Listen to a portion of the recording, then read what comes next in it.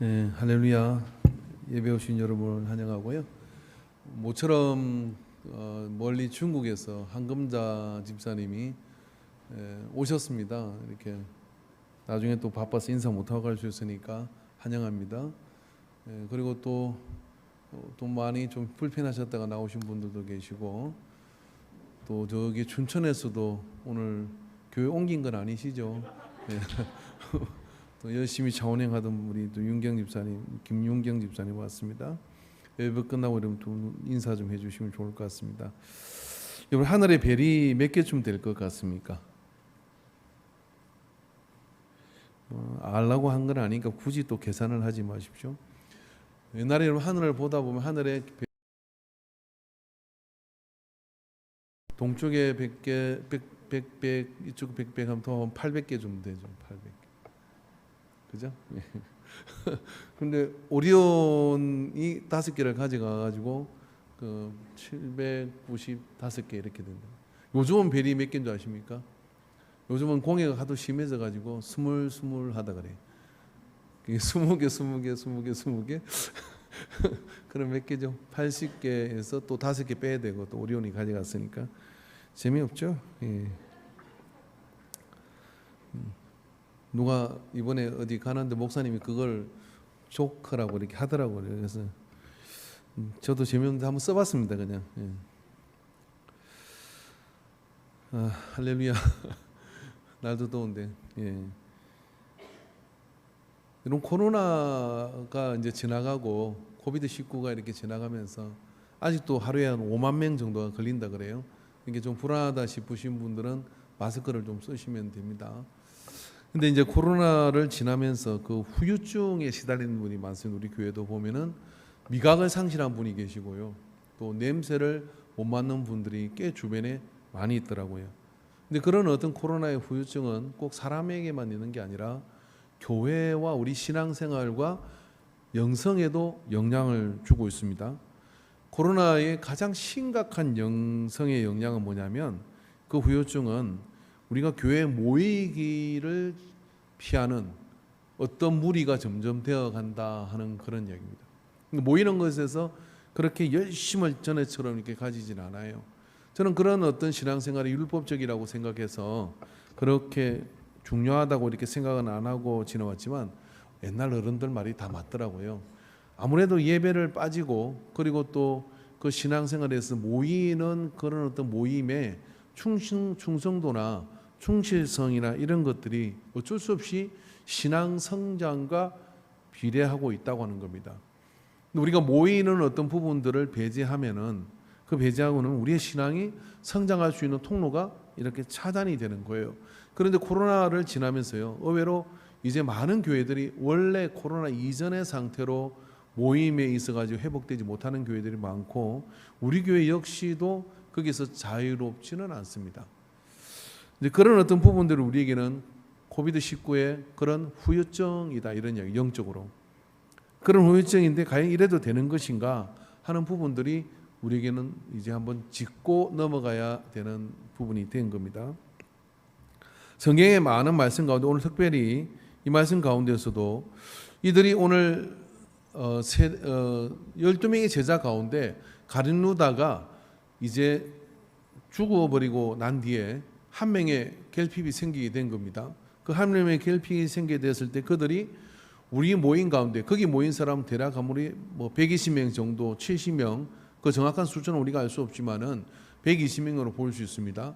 그 가운데서 그들이 이 12사도 가운데 한 사람이 결핍이 생겼으니까 그 한 사람을 누구로 할 것이냐 하는 처음으로 뭔가 멤버의 중요한 핵심을 리더를 한 사람 세우는 이 과정에 직면하게 된 거예요. 그렇게 직면하게 됐을 때 그들이 첫 번째 고려한 것은 뭐냐면 22절 보니까 항상 우리와 함께 다니던 사람 중에 하나를 세워라고 하는 것이 교회가 사람을 세우는 첫 번째 기준이었다 이런 이야기입니다. 이게 초대교회 2000년 전에 처음으로 예수님이 세웠던 제자들의 무리가 사도 중에 한 사람이 결핍이 생겼을 때 세운 기준이 뭐냐? 우리와 항상 함께 하는 자라고 하는 기준으로 사람을 선택해야 된다라고 하는 그런 기준을 이렇게 가지게 됐다는 거예요. 이런 교회는 모이면 살고 흩어지면 전도하고 이래야 되는데 모이기를 피하는 어떤 무리와 같이 모이는 것이 문화가 되지 않는 그런 상태에서 우리는 영적 전쟁을 치러 갈 수가 없습니다. 그런데 코로나를 지나면서 우리에게는요, 예배에 가는 것보다 안 가는 게 익숙해져 있고요. 그리고 또 예배에 내가 모든 참여하는 것뿐만 아니라 교회 모임에 이렇게 참여하는 것을 나름의 자기 기준을 가지고서 이렇게 정하고 있는 것이죠. 근데 그런 부분들이 우리에게 영적 실패로 올 수 있습니다. 사무엘상 7장 4절에 14절에 보면 사무엘은 국가적 위기를 직면하게 됐을 때 미스바로 모이라라고 이야기를 합니다. 이에 이스라엘 자손이 바알들과 아스다롯을 제거하고 여호와만 섬기니라. 사무엘이 이르되 온 이스라엘은 미스바로 모이라. 내가 너희를 위하여 여호와께 기도하리라 하매 그들이 미스바에 모여 물을 길어 여호와 앞에 붓고 그날 종일 금식하고 거기에서 이르되 우리가 여호와께 범죄하였나이다 하니라. 이스라엘이 미스바에서 이스라엘 자손을 다스리니라. 이스라엘 자손이 미스바에 모였담을 블레셋 사람들이 듣고 그들을 방백들이 이스라엘을 치러 올라온지라. 이스라엘 자손들이 듣고 블레셋 사람들을 두려워하여 이스라엘 자손이 사무엘에게 이르되 당신은 우리를 위하여 우리 하나님 여호와께 쉬지 말고 부르짖어 우리를 블레셋 사람들의 손에서 구원하게 하소서 하니라. 자, 그들이 모이니까 블레셋 사람들이 이스라엘이 그곳에 모여 있으니까 쳐들어가자 하고 쳐들어왔다 이런 이야기죠. 교회가 영적 전쟁을 치르고 우리의 신앙이 자라기 위해서는 모이기에 힘쓰는 것이 가장 기본입니다. 모이지 않고 학생이 학교를 가지 않고 어떻게 공부를 합니까? 모이고 힘쓸 때 뭐냐면 그 교회는 하나님의 역사를 이루어갈 수 있는 거거든요. 그랬더니 어떻게 합니까? 블레셋이 일어나서 마귀가 역사에서 어떻게 합니까? 두려우도록 만들죠. 모이면 거기 여러 가지 두려움들이 있는 것이죠. 자, 그렇게 하려고 하는 그때 사무엘은 야 그럼 우리 흩어지자 그랬습니까? 모이자라고 얘기하고 모인 것을 더 결속하고 난 뒤에 거기서 하나님의 금식하고 그렇게 부르짖고 기도할 때 무슨 일이 일어나느냐면 사무엘이 살아있는 그 뒤에 쭉 말씀을 읽어보면 사무엘이 살아있는 동안에는 하나님께서 그들에게 함께 하셔가지고 그들을 물리치고 이 블레셋이 다시는 그 사무엘이 살아있는 동안에는 이스라엘을 넘보지 못하는 그런 평화가 그들에게 임하게 된 거예요. 우리가 하나님 앞에 예수를 믿고 그리고 하나님 앞에서 우리가 그 열심을 가지고 모이기를 열심을 하면요, 사실은 그 안에 많은 문제들이 그 속에서요, 국가적 문제나 그런 어려움들이 그 속에서 해결될 것을 믿으세요? 예, 그거를 믿지 않고 이거 있으면 시간 낭비고요. 그걸 믿고 주님 앞에 모이면 그 속에서 하나님 역사가 나타나게 될 줄로 믿습니다. 할렐루야. 그래서 모인다고 하는 것이 신앙의 기본이고요. 모이는 것이 믿음인 겁니다. 오늘 여러분 유다가 배신을 하고 예수님을 팔았잖아요. 그런데 오늘 본문에서 이 사도행전 본문에서 이렇게 이야기를 하죠. 25절에 봉사와 및 사도의 직무를 대신할 자인지를 보이소서. 유다는 직무를 버리고 제곳으로 갔나이다 하고 그랬어요. 유다는 직무를 버리고 제곳으로 갔다. 자, 유다가 사도의 자리에서 배제된 이유는 예수님을 팔았기 때문이 아닙니다. 가룟유다가 예수님을 팔 때 그 2000년 전의 상황을 본다 그러면요, 예수라는 이름은 예수아라고 우리는 정확하게 히브리어로 발음할 수 있는데 그 예수아는 구약의 여호수아, 우리가 읽는 여호수아는 예수아입니다. 구원자라는 그런 뜻이거든요. 그런 구원자라는 이름을 가진 그 당시 활동하던 로마로부터 그들을 독립시키겠다고 하는 조금은 불가항력적인 그런 이야기들을 주장하고 그런 것들을 가리키는 사람이 대략 한 300명 정도가 있었다 그래요. 그럼 그 중에 한 사람이 누구냐? 나사렛이죠. 그래서 나사렛인 이름이 꼭 붙는 겁니다. 근데 가룟유다가 그 중에 한 사람 가운데 제일 희망이 있어 보이는 사람을 쫓아다닌 거예요. 열심당원 출신이었던 이 가룟유다가.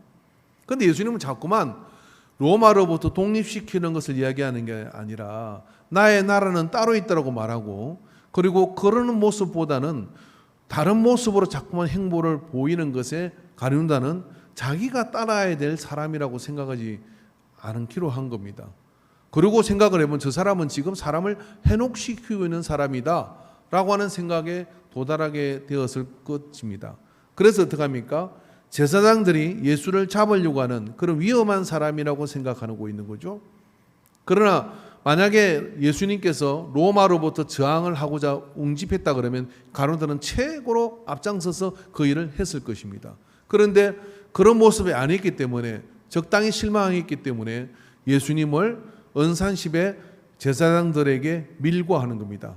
왜? 종교적 그런 어떤 말을 하고 그런 어떤 그 불경죄를 저질렀다고 하는 것에 대해서 뭐 사실 있는 그대로 이야기를 해서 고발을 한 것이죠. 그랬을 때 가룟유다는 예수님을 죽인다고 생각을 했을까요? 아닐 거예요. 적절히 망신을 당하고 매질을 당하고 그리고 모욕을 당해서 이제 유대사에서 배제되는 실패자로 남게 될 것이라고까지만 생각을 한 겁니다. 그랬는데 일사천리로 예수님을 잡아서 그들이 망치와 그들이 몽둥이와 그런 것들을 통해서 예수를 잡아서 메어치고 그리고 삽시간에 사형에 이르기까지 나아가는 모습을 보고 가룟유다는 적히 후회하게 된 것입니다.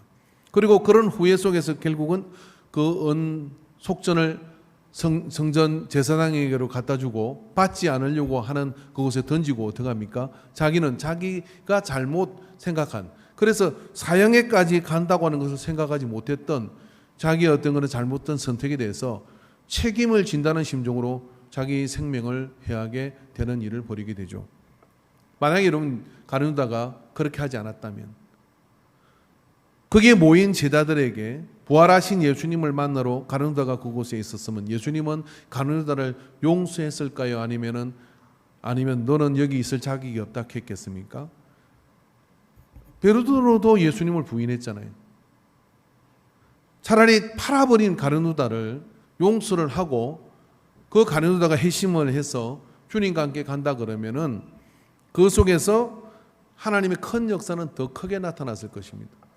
예수님께서는 자기를 팔러 오는 가룟유다에게 어떻게 합니까? 친구요 라고 호칭을 불러줍니다.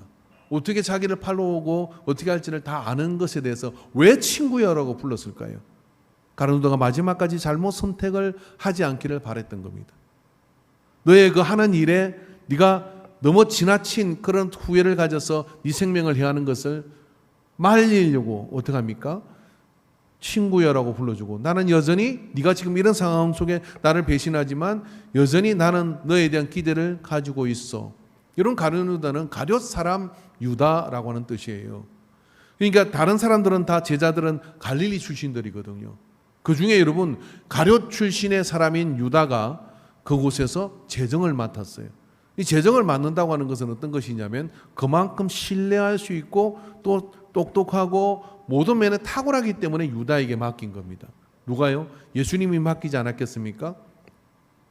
물론 성경에는 그가 전대에서 돈을 훔치는 자다라고 그렇게 되어 있는 부분이 있습니다.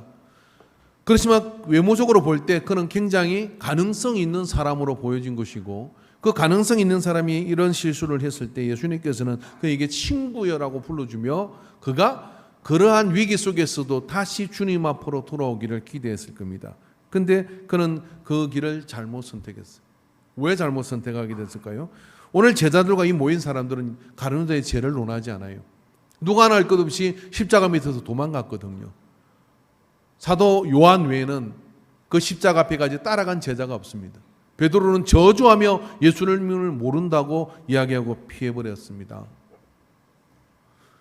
그러면 그 모인 사람들이 배신한 가룟유다, 예수를 팔아버린 가룟유다가 이제 속 시원히 죽어버렸으니 새로운 사람을 뽑겠습니다라고 한 것이 아니라 이렇게 간단하게 이야기합니다. 뭐라고 이야기했냐면 23절에 유다는 이 직무를 버리고, 무슨 직무요? 사도의 직무, 봉사와 사도의 직무를 버리고 제 길을 제 곳으로 갔나이다. 내가 원하는 그 길로 갔다. 그래서 가룟유다를 배제되어지고 다른 사람이 필요했다고 이야기하는 겁니다. 자, 그렇다면 여러분, 우리가 오늘 모인 사람들을 통해서 뽑는 기준이 우리와 항상 함께하는 자라고 얘기를 했어요. 그리고 간운다가 뭘 잘못했다고 이야기하느냐면 직무를 버린 것이 잘못이라고 이야기를 하는 겁니다. 직무를 버린 것 때문에 그는 사도의 자리에서 배제당한 것이죠. 여러분, 이게 이렇게 중요한 것일까요? 여러분, 우리에게요, 만약에 예배 생활을 하고 신앙생활을 하다가 큰 시험 들 일이 있습니다. 근데 나는 성도로서 예배를 드려야 돼. 근데 그날 예배를 드리기 위해서, 그리고 나는 내가 맡은 직분을 오늘 내가 안내하는 것이면 안내를 하고, 오늘 내가 식사 봉사하면 식사를 하고 하는 그 직무를 이행하기 위해서 내 감정과 내 상황을 다 그 직무에다 썰어 넣어서, 그리고 그것 때문에 내가 그 역할을 하기 위해서 자리를 지킬 때요, 폭풍 같은 시험과 환난이 피해갑니다. 그런데 우리가 직무를 버리면 어떻게 되느냐면 가누다처럼 몰려가죠. 여러분, 우리가 오늘 예배 오기 전에 굉장히 예배에 나갈 수 없을 정도의 심각한 자책과 후회가 내 속에 엄습하고 있어요. 그런 것이 엄습하고 있을 때, 그것 때문에 나는 오늘 도대체 대표기도인데 기도할 수가 없어. 그래, 전화를 들었다 놨다 하다가 결국 전화를 해서, 목사님, 제가 오늘요, 솔직히 얘기 안 하죠. 바쁜 일이 생겨서 오늘 기도를 못할 것 같습니다. 그렇게 말할 수 있잖아요. 좀 더 솔직한 사람은 이렇게 말을 하겠죠. 제가 오늘 죽을 죄를 지어서 도대체 기도를 할 수가 없습니다. 그럼 목사가 뭐라 할까요? 그런 마음 가지고 기도 안 하는 게 좋겠습니다. 제가 할게요. 그러겠습니까? 아니면 그럴 때일수록 해야 됩니다. 이 대답을 알기 때문에 여러분은 그냥 피해서 대답하는 거예요. 바빠서 오늘 뭔 일이 있어서 오늘 못하겠습니다. 이렇게 하죠. 직무를 버리죠. 직무를 버리는 순간 마귀가 벌떼처럼 듭니다. 직무를 지키려는 순간 하나님의 천사가 함께하여서 힘이 되어주시고 능력이 되어주셔요. 성도는 성도의 자리에 있어야 되고, 직분자는 직분자의 자리에 있어야 되고, 그거에 있을 때 가장 능력이 있고 가장 하나님이 함께하는 그 힘이 큰 거예요. 그래서 이것을 너무나 잘 알고 있는 이 제자들은, 오늘 이 제자들은 성령을 받지 않은 상태입니다. 그럼에도 불구하고 그들에게 분명하게 떠오르는 이 원초적인 조건 하나는 뭐냐면 우리와 항상 함께하는 자라고 하는 겁니다. 그가 사도가 될 자격이 있다. 함께하는 것이 왜 이렇게 중요한 것입니까? 함께 있어야 예수님의 부활하심을 증언할 수 있기 때문에 그렇습니다. 오늘 성경은 이 한 사람을 뽑아야 될 이유를 이렇게 설명합니다. 22절에 보면 우리와 더불어 예수께서 부활하심을 증언할 사람이 되게 하여야 하리라 하거늘. 왜 우리와 항상 함께하는 자를 세워야 하느냐면, 우리와 더불어서 우리가 알고 있는 이야기, 우리가 공유하고 있는 경험, 우리가 서로 느꼈던 감동, 이런 것들을 통해서 예수 그리스도의 부활을 증언해야 될 사람이 사도의 직분인데, 이런 것들을 통해서 사람들을 섬겨야 될 사람이 사도인데, 그걸 모르는 사람을 어떻게 세울 수 있어? 라고 하는 거예요. 자, 그러면 지나가다 어떤 사람이 인간교회가 어떤 교회입니까? 라고 물어요, 여러분에게.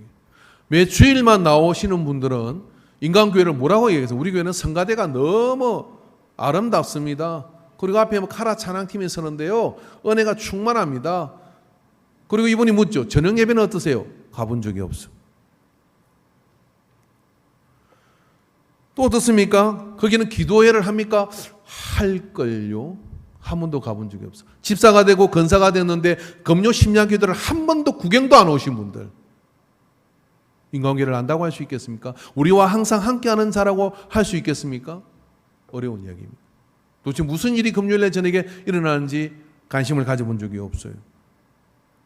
어떤 분이 교회를 나와요. 되게 교회를 조금 신앙생활 하셨다가 나오신 분들은요, 쭉 한번 다 돌아봅니다. 어떻게 돌아보느냐면요, 수요 예배도 나오고 금요 예배도 나오고 새벽 기도도 나와봅니다. 그러면서 쭉 한번 투어를 하면서 뭐 하나 하고 구경하러 와요. 근데 구경하는데 중요한 것 한 가지를 발견하게 돼요. 주일날 나를 데려와서 이분이 장로님입니다, 이분이 건사님입니다, 이분이 집사님입니다, 그리고 소개를 받았는데 수요일 주니까 안 보여. 금요일에 주니까 안 보여. 그 순간 생각을 해요. 무슨 생각을 하냐면, 내가 너무 나대는 것 같은데 이러다가 지킬 줄 몰라. 온 지 얼마 되지 않은 게 짬밥도 안 되는 게 돌아다니면 안 되지 하고 주일만 딱 나와. 그런 경우 있습니다, 여러분. 저는 심각하게 우리 인간교회에 고쳐야 될 게 하나 있다 그러면 모이기를 힘쓰지 않는다는 거예요. 모이기를 힘쓰는 교회가 될 때 어떻게 되느냐면요, 그들이 리더가 되고 그들이 사도가 되고 그들이 지도자가 되어질 때 그것만으로도 어떻게 되느냐면 하나님의 역사는 전도는 되어져 가요. 벨 소리를 다해도 심한 진리를 안다 할지라도 모이는 것이 뿌리입니다. 신앙생활은 여러 상황이 있을 수 있죠.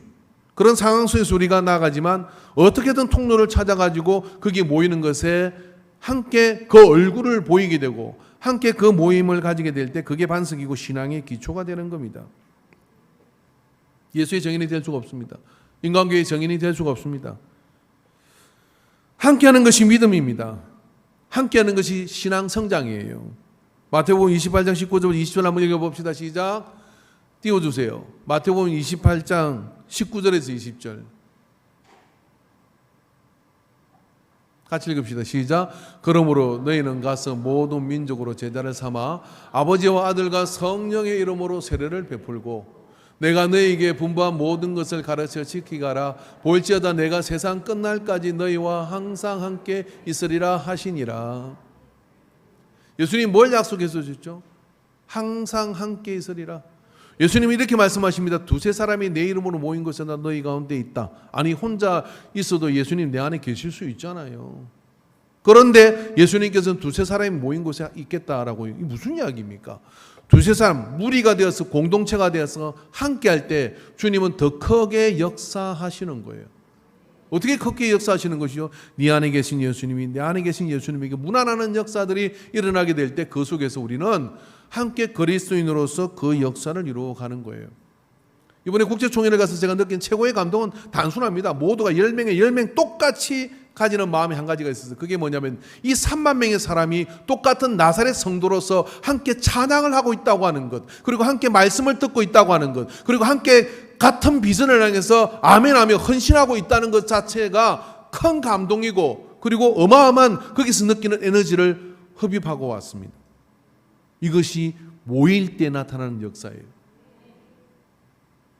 이 모일 때 나타나는 역사가 우리의 모든 예배 가운데 일어나게 될 때 여러분, 그때부터 기적과 역사가 나타나게 되는 겁니다. 그때부터 정인으로서 조금도 손색이 없는 사람이 되어져 가는 것이죠. 그래서 모이는 것이 시작이고 모이는 것이 전부입니다. 그래서 함께 모이게 될 때 그 속에서요, 좋은 역사들이 있어요. 이러면 남성교회가 어떻게 부흥할 수 있죠? 남성교회는요, 간단합니다. 잘 모이면 돼요. 어떻게 모이냐? 모여가지고 남자들 일 없이 모이는 걸 싫어하거든요. 그죠? 뭐가 목표를 줘야 돼. 오늘 저 집을 깨 부숩시다. 아니면 오늘 저걸 뜯어 고칩시다. 그러면 뭐예요? 모일 때 함께 모이면 어떻게 쉽게 빨리 끝나요. 그 다음에 어떻게? 잘 먹어야 돼.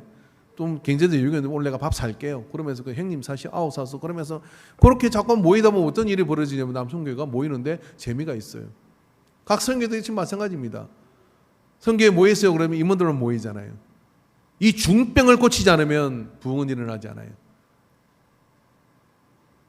모일 때마다 함께 그렇게 모이고 그렇게 될 때 그 속에서 하나님의 역사는 이제 기초가 갖춰지게 되는 겁니다.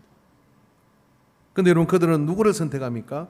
여기 항상 우리와 함께하는 사람을 선택했는데, 그래서 누구를 뽑느냐면 여기 바사바, 유스도, 요셉이라는 사람하고 마띠아를 두 사람을 추천을 받아요. 자, 우리가 저 사람이 항상 우리와 함께하는 사람입니다 라고 이야기를 했어요. 지금 제가 통합을 하면서 내면적으로 굉장히 신경을 쓴 게 하나 있었습니다. 그게 뭐냐면요, 여기 오랫동안 신앙생활 하신 분들이 모든 의사결정을 하는 리더 중심이 되어야 되겠다, 이 생각을 가지고 있었어요. 왜 제가 그 생각이냐면 그것은 인간교회의 전통을 계속해서 이어갈 사람들이 이분들이기 때문에 그렇다라고 생각을 했습니다. 이게 성경적이기 때문에 그렇게 얘기하는 겁니다. 처음부터 함께하는 자. 그래서 이와 같은 문화와 이와 같은 정서를 가지고 있는 사람들을 중심으로 해서 거기에 리더가 만들어져 갈 때 예수의 정인, 부활의 정인으로서 또 인간교회의 정인, 부활의 정인으로서 나아갈 수 있는 길이 열리는 거죠. 그게 뽑았더니 요셉이라는 사람하고 마띠아가 뽑혔어요. 자, 이 두 사람 중에 여러분, 이 두 사람 중에 보면 내력을 보면은 이 바사바, 유스도, 요셉이라는 이 사람은 벌써 이름이 세 개잖아요. 이름이 세 개라는 얘기는 어떤 이야기입니까? 유명했다, 이런 이야기예요. 그죠? 유명했다는 이야기고, 사도행전 15장 22절에 나옵니다. 이에 사도의 장로와 온 교회가 그 중에서 사람을 택하여 바울과 바나바와 함께 안디옥으로 보내기로 결정하니 곧 행제 중에 인도자인 바사바라 하는 유다와, 이게 여기 또 나와요. 골로새서 4장 11절에 유스도라 하는 이 사람도 동일한 인물이에요. 그러니까 이 초대교회 때 굉장히 활동적인 사람이에요. 그러니까 우리 딱 보면 이 사람을 장로 세워야 되겠어요? 아니면 놔둬야 되겠어요? 세워야 되잖아요. 이렇게 활동적인 사람인데. 근데 말입니다. 마띠아는 그 뒤로 나오는 예가 없어요. 어디로 갔는지 모르겠어요. 근데 제비를 딱 뽑았어. 하나님, 둘 중에 어떤 사람이 이 사도의 결핍이 맞습니까? 하고 뽑았더니 하나님은요, 이 요셉을 선택한 게 아니라 유수도라는 사람을 선택한 게 아니라 마띠아를 하나님이 제비로 뽑아 선택을 했습니다. 왜 마띠아일까요? 글쎄요, 모르겠습니다. 유수도는 이 사람이 나빴다 좋았다를 떠나 둘 다 충분한 자격이 있는 사람입니다.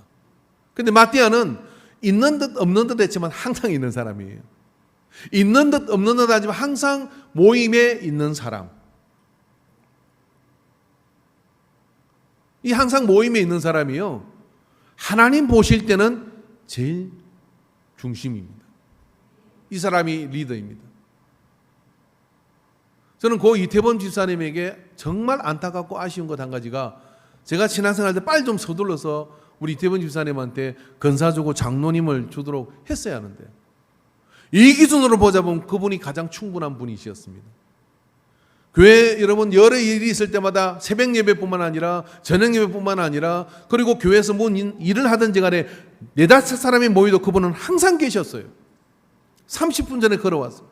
본인의 의지인지 아니면 이근사님의 의지인지는 모르지만 항상 먼저 걸어오셔서 먼저 준비하고 계셔요. 그리고 제일 힘든 일, 굳은 일을 다 하셨고, 그리고 마치고 나는데 차를 또 안 타고 가셔. 또 걸어가셔. 가끔 저는 그분이, 고 이태원 집사님이 그립습니다. 그분에게 직분을 빨리 줬어야 되는데. 항상 우리와 함께하는 사람. 여러분, 교회 공동체가 우리는 어떨지 몰라도요, 하나님은 아셔요. 있는 듯 없는 듯 하지만 꾸준하게 자기의 직무를 행하고 꾸준하게 그 자리매김을 하면서 꾸준하게 그런 역사를 이룰 때 그들이 바로 인광교회와 그리스도의 몸된 지체가 되어서 지키는 그런 분들입니다. 한번 생각해 보십시오. 머리이신 예수님이 교회는 그리스도의 몸이라고 했는데 손이 떨어져가지고 엄한 대로 돌아다녀요. 발이 떨어져서 엄한 대로 돌아다녀요. 그러면 그 몸의 그 지체는 과연 이 몸에 붙어있는 지체라고 봐야 됩니까? 아니 봐야 되는 것입니까? 지 스스로 그렇게 돌아다니는 것을 어떻게 봐야 하는 것입니까? 교회는 한 몸입니다. 지체는 떨어지면 안 되는 겁니다. 교회가 그리스도의 이름으로 모이는 모든 모임에 우리가 할 수 있는 방법들을 찾아서 그 안에서 그런 모습을 가지게 될 때 바로 그가 마띠아, 충성스러운 함께하는 자, 이 함께하는 자 하나님은 기억하신다, 이런 이야기예요. 할렐루야. 여러분, 우리가 어떤 일을 하거나 그렇게 할 때 여러 가지 상황이 있죠. 어떤 분이 부흥회 오셔가지고 부흥회를 하는데 특별 무슨 기도회인가 뭔가를 했대요. 근데 거기에 장로님 한 분이 안 나오셨대. 그러니까 사람들이 수군수군 거리더래요. 목사님은 안 온 이유를 알았어요. 이야기를 했으니까. 근데 수군거리는데 그 동네에서는 뭐라고 얘기했냐면, 아마 이 장로가 교회를 떠나려나 봐, 이렇게 소문이 꽉 돌았어요. 아무 말도 안 했어. 시험 든 일도 없었어. 근데 그렇게 소문이 돌아버렸어. 그 교회는 어떤 교회예요? 빠지면 죽는 교회가 그 교회 분위기예요.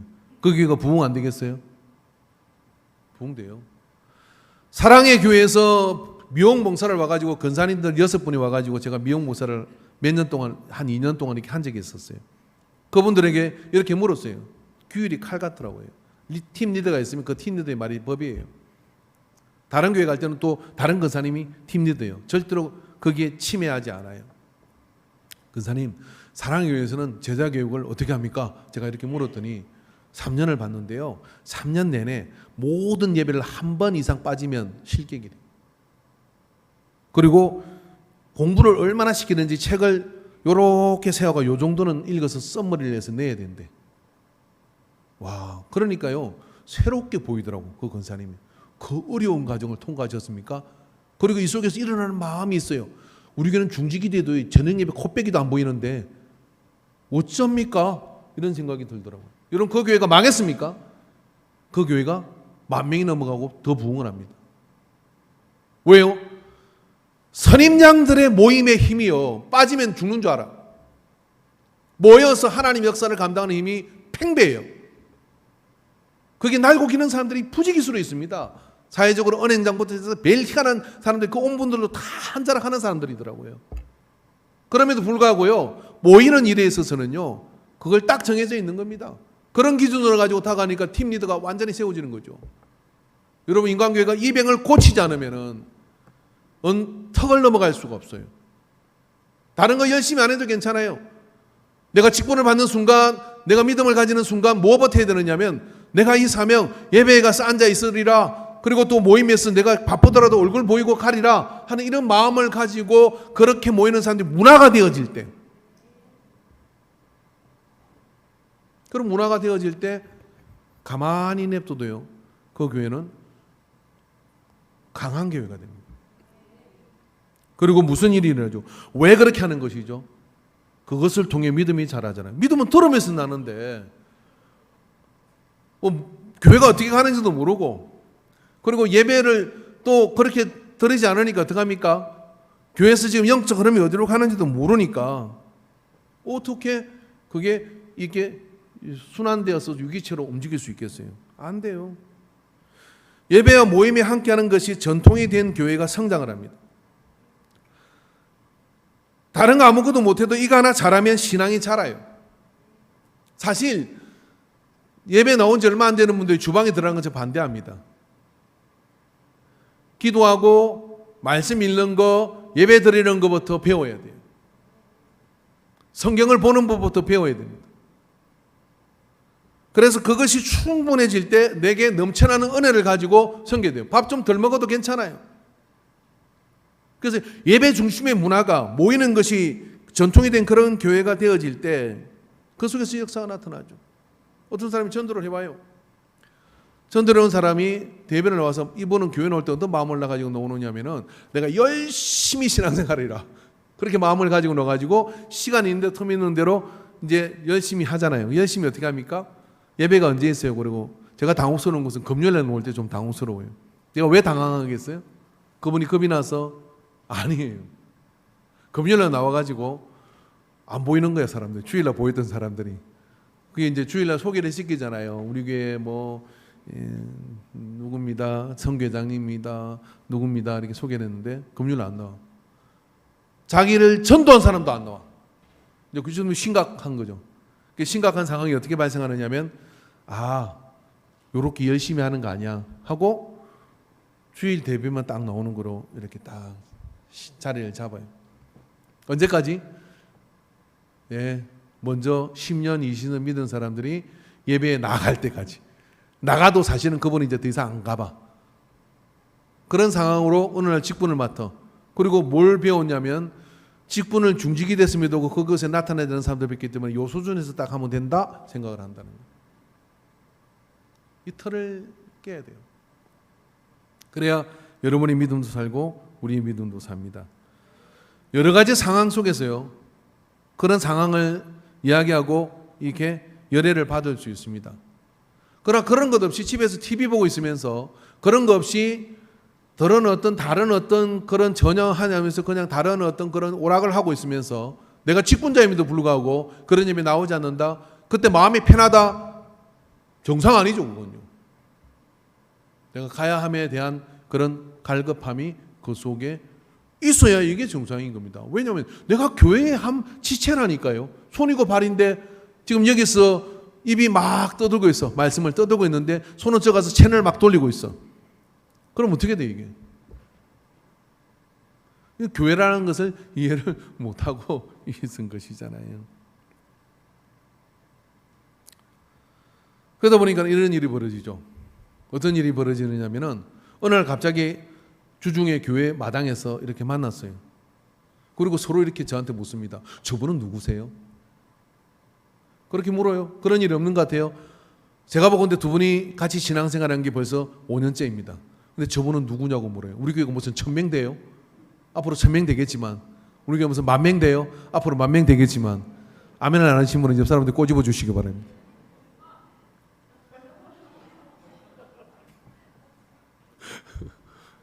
확실한 게 좋아요. 확 떠드나요, 그거는. 그런 거 아니잖아요. 서로 다 알 수 있는 사이잖아요. 그런데 정말 낯설게 서로를 봐요. 그리고 깜짝 놀랍니다, 서로. 그럼 이거 문제가 있는 거예요. 왜 그럴까? 모이잖아. 모이는 시간대가 달라. 교차하지를 않아요. 한번 물어보겠습니다. 여러분이 예배를 빠졌을 때 내가 예배를 빠지면 적어도 5명 이상의 전화가 온다. 망했네요. 저 서울의 여의도 성보원교회 옛날에 조영규 목사님 목회하실 때 어떤 사람이 이사를 가가지고 여의도 성보원교회 나갔대. 등록 카드를 냈어. 근데 그 다음 주에 바쁜 일이 있어가지고 예배를 빠졌어. 그분이 다음부터는 절대로 죽기 살기로 예배를 안 빠지기로 작정을 했대요. 왠지 아세요? 70명한테서 전화가 왔어요. 70명. 자기가 모르는 사람 70명이 계속 전화가 오는 거예요. 문자가 오고 안 받으면 전화가 오고 막. 이게 받으면 이번 주 얼굴 안 뵈시던데요. 어디 가죠? 그 50만 명이 모이는데 그거 어떻게 알아? 내 신상 정보를 공유한 거잖아 지금 이거. 그때는 신상 정보 없던 시절이니까. 이분이 느낀 게 있어요. 미리 보고 없이 빠지면 죽는 거구나. 그리고 절대 안 빠지기로 했대요. 여러분 예배 빠지면 몇 명 전화 옵니까? 목사, 전사 빼고. 여러분 맞대합니까? 여러분은 누가 안 보이면 연락 한번 취해 보셨습니까? 해본 사람 있을 거예요. 우리는 한 가족입니다. 한 공동체입니다. 내가 무슨 일이 있어서 못 가게 되면 누가 한 사람 구역장, 구역인들이 보고는 되어져야 돼요.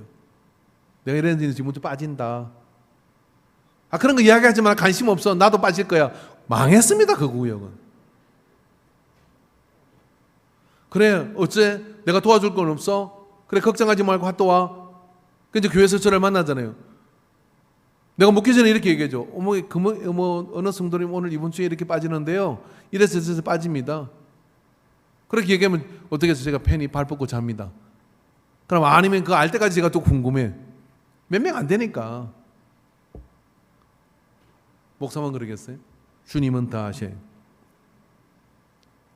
자, 여러분 오늘 밥만 먹고 가지 말고 숙제 하나 낼게요. 여러분 오늘 예배를 드리고 난 다음에 여러분 뭐 밥을 먹고 가든 안 먹고 가든 적어도 10명 이상 서로 정겹게 인사합시다.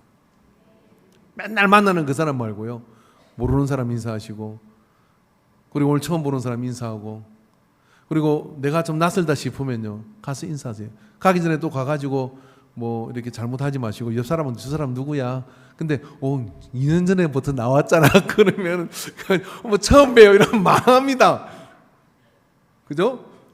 그럼 가가지고 그동안 숙소로서 인사를 못했는데 오늘 보니까 너무 반가워요. 그러면요 그분도 굉장히 좋아할 겁니다.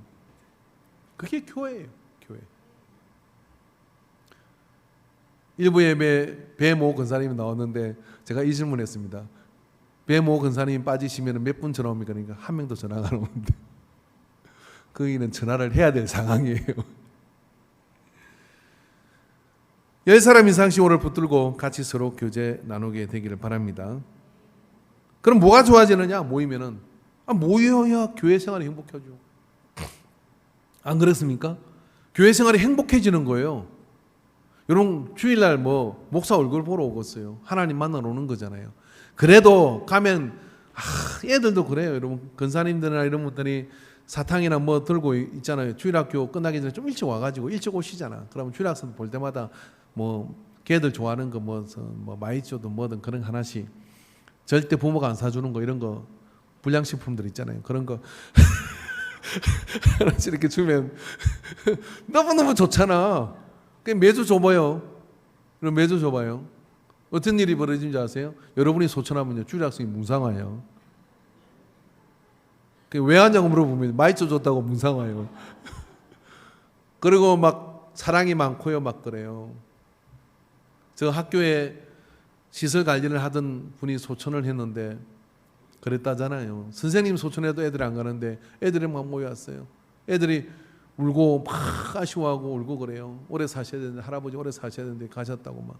왜 그러냐 그러니까 목마를 때 물 줬어요. 막 그러고 그랬다 그러더라고. 이게 가족이고 교회거든요. 할렐루야. 아마 지금 이 자리에 앉은 자리에서 옆 사람 이름 물어봐도 모를걸. 심각해요. 그럼 뭐야? 교회 가는 게 행복해지잖아요. 그것이 내 신앙의 자랑을 느껴지잖아요. 그 다음에 믿음이 자라게 되잖아요. 이게 교회 공동체예요. 자, 오늘 비록 속상하고 힘든 일이 있었다 할지라도 이 사람한테 여러분 한번 입꼬리 올리고 눈꼬리 내리고 옆에 이분에게 이렇게 인사하십시오. 오늘 곁에 앉아서 너무 내가 행복해졌어요. 시작. 할렐루야. 주중에도 보고 싶을 거예요.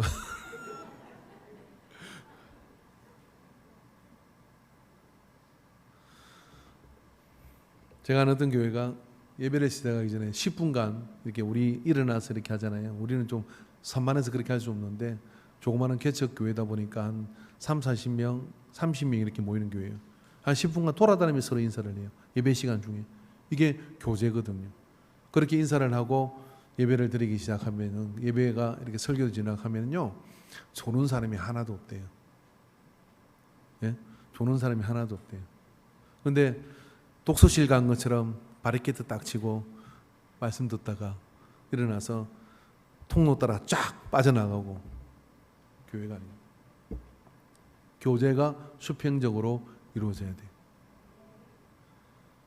그렇게 해서 다가갈 때 그 속에서 말입니다. 우리는 같이 서로 믿음이 자라게 되는 거예요. 그래서 구역을 만들어 놓은 거고, 그래서 성교회를 만들어 놓은 거고, 그래서 우리가 그런 일들을 할 때마다 그 속에서 서로 일하자고 모인 공장이 아니잖아요, 교회는요. 근데 공장이 아닌데 그런 일들을 하는 이유는 뭐냐면 교제하라고 하는 겁니다. 함께 서로 지혜를 모으고 만들어가면서 재밌어하고 그런 교회가 될 때 우리 교회가 행복한 교회고 성장하는 교회입니다. 할렐루야. 그런 교회 여러분 어떻게 헌신 좀 해보십시오. 나는 잘은 못해도 항상 함께 할 거야. 항상 함께 할 거야. 자, 이 사람한테 다시 한번 다짐합시다. 이제부터 내가 안 보이면 죽은 줄 아세요.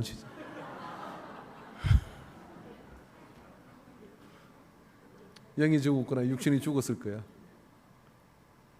그런 사람이 있죠. 주일날 갑자기 아무 소리도 제가 안 나타나면 어떡하겠어요? 이런 뭐라 그러니까 놀러 갔구나 그러시겠어요? 아니면 큰일 났네. 어디 사고 났나 봐. 그러지 않겠어요? 마찬가지입니다. 주님도 여러분이 안 나타나면 그러시 않겠습니까? 모이기에 힘씁시다. 자, 구호제 청함하고 마치겠습니다. 모이면 살고, 모이면 살고, 모이면 부흥하고, 모이면 행복해지고. 기도합시다.